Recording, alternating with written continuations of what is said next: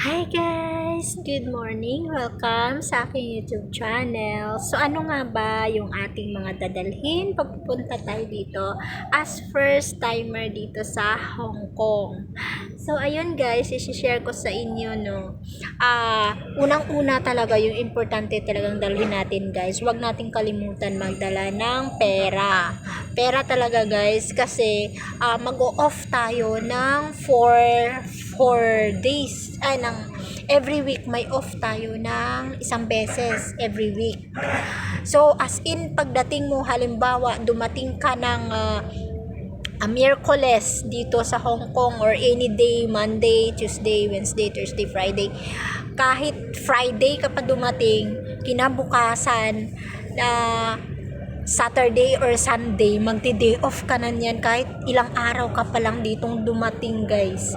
Ganyan dito. Kasi ako, dumating ako ng Martes dito. Tapos, nag-day off na agad ako ng Sunday. Pina-day off na agad ako kasi yun yung mandatory kasi yun dito. Yung ano talaga siya. Nasa ano talaga yun. Yung parang ano na talaga yun dito sa Hong Kong. Mandatory na talaga. So, importante talaga na magdala tayo ng pera. At least, kahit meron kang 1,000, mas maganda kung 2,000 kasi ang mahal guys ng mga bilihin dito. Ang mahal as in, halimbawa i-convert mo sa atin no, sa pera natin, magkano na kaagad. Yung pinakamura ditong mga bilihin, makakabili ka ng tinapay ng $6, 7, 8, mga ganyan yung pinakamura dito. Wala kang mabibiling mas mababa pa dyan. As in, wala. Meron ka sigurong mabibiling gulay, lettuce. Yung lettuce, $2, makakabili ka. Pero yung tinapay or uh, pagkain, wala kang mabibiling ganyan guys. At saka sa McDo, ang mamahal din. Pag i-compare, i-convert mo sa atin yun. Magkano na? As in, tapos ako, nung unang day off ko, no, kasi may dala ako, 1,000 lang yung pinapalit ko dun sa airport. Nasa $125 yata yun, or 120 lang nga. Parang 125 nga yun. Dollars yung 1,000 pesos. Tapos, yun, binudget ko yun hanggang sa for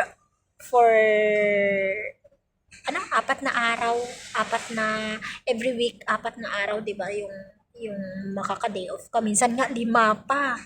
Pag nagkataon na hanggang 31 yung weeks ng ano natin, yung sa kalendar natin. So, ayun. Importante talaga na magdala ng pera. Tapos, number 2 is yung ating mga uh, personal hygiene natin, suklay, nail cutter, tapos yung mga panty liner natin.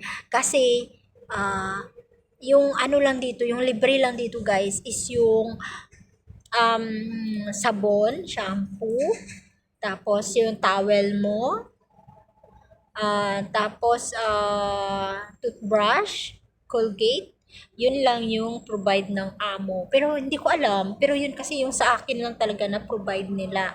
Tapos wag ka nang magdala ng mga towel or bimpo or ano diyan kasi at saka konting damit lang dapat yung dadalhin guys kasi bawal dito yung magdala ng madaming damit kasi karamihan dito ng mga bahay maliliit.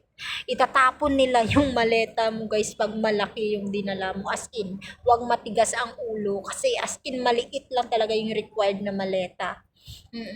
Kasi pag malaki talaga yung dadalhin mo, tatapon talaga ng employer yan guys kasi walang paglalagyan.